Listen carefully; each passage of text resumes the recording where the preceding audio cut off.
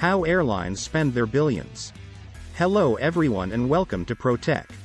Most of us know a thing or two about how much we usually pay for an airline ticket to get to where we want to go.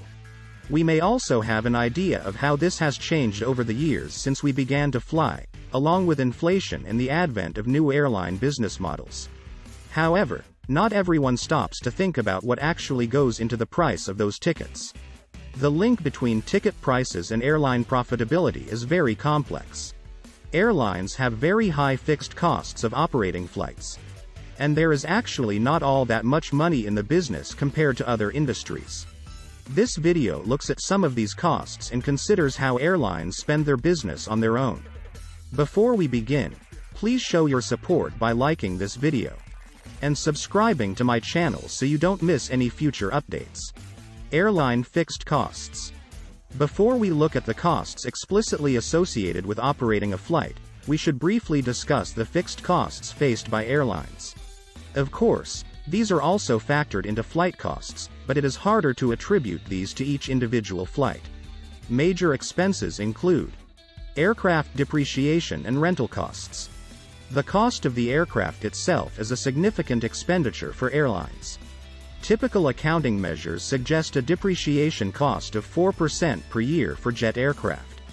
To put this in context, the list price, although this is hardly what an airline or lessor ends up paying. It is more like a starting point for negotiations. For a new 777-8 aircraft is $410.2 million. So depreciation could be as much as $16.4 million per year. Maintenance costs. Aircraft undergo regular checks and maintenance as part of daily operations. On top of this, there is a system of heavier A, B, C, and D checks.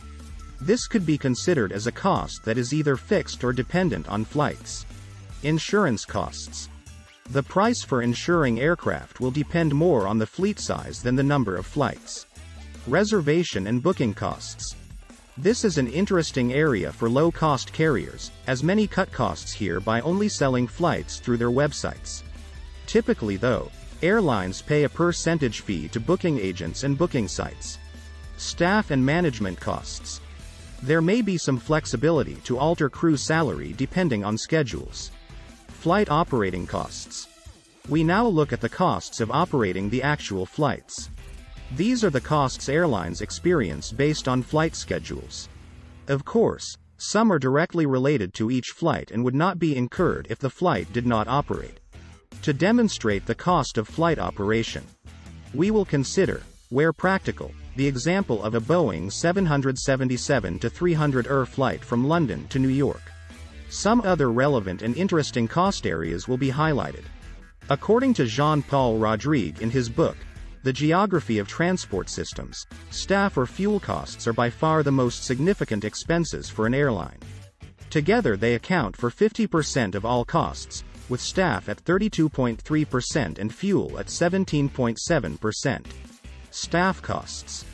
According to the salary tracking website Glassdoor, the average British Airways pilot salary is £87,000, while for EasyJet, it is £50,184, pre-pandemic.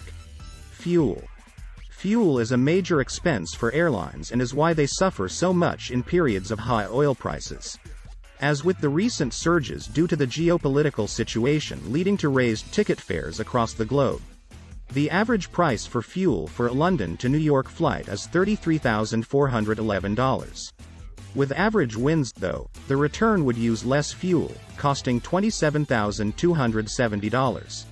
For comparison, a transcontinental flight from New York to Los Angeles would use $10,757 of fuel.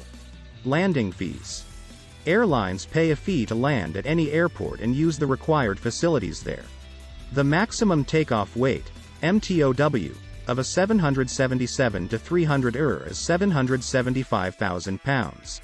This would give it a takeoff, landing fee of $5,386. These are based on aircraft size, as well as noise category. For most heavy wide bodies, this would be 5,737 pounds, $6,982 per landing. There is an additional emission charge of £16.84, $20.49, per kilogram of NOx emission. And a parking charge of £61.13, $74.40, per 15 minutes, after 90 minutes, for widebody aircraft. Airport and government taxes. As well as landing fees, there are additional government taxes, of course. These likewise vary hugely between countries and airports and change regularly. The UK has some of the highest such taxes, with its air passenger duty, APD, on top of other taxes.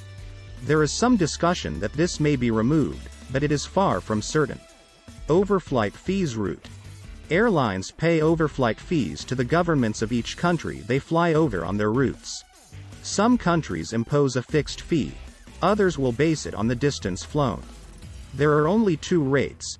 Overland, the rate is $61.75 per 100 nautical miles, and over the ocean monitored by the FAA, the rate is $26.51 per 100 nautical miles. Ground handling fees. As well as the fees to airports and governments for landing and using ground services. There are third parties involved in turning around and serving an aircraft.